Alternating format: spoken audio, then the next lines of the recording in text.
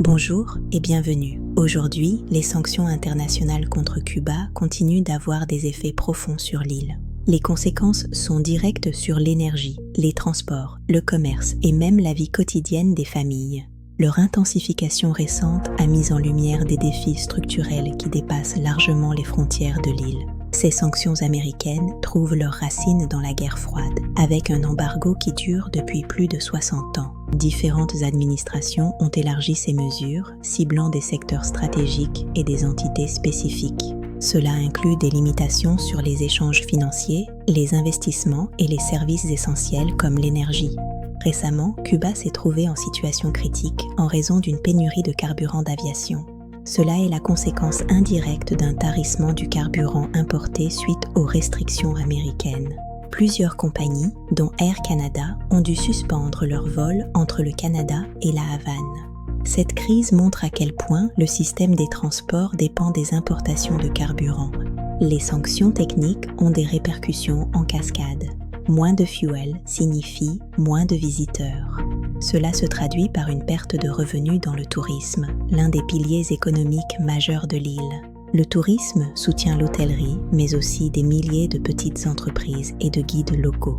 Lorsque ces activités ralentissent, ce sont des emplois et des revenus qui disparaissent pour les familles.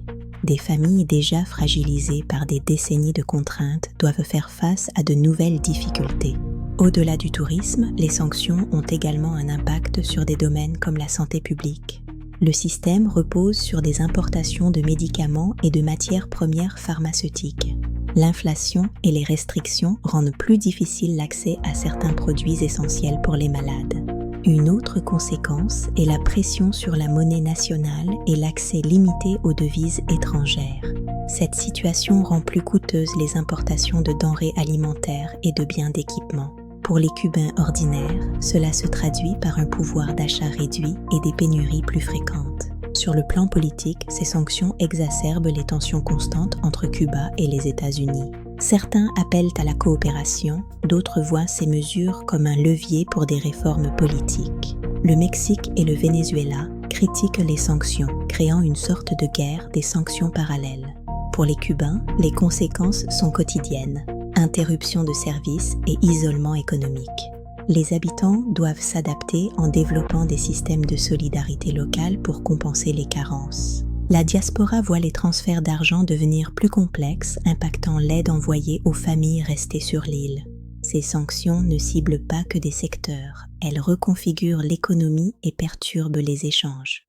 Alors que le monde observe, les décisions d'aujourd'hui auront des conséquences durables pour l'avenir de l'île. Pour ne pas manquer les prochaines analyses, abonne-toi à la chaîne. Excellente journée à tous.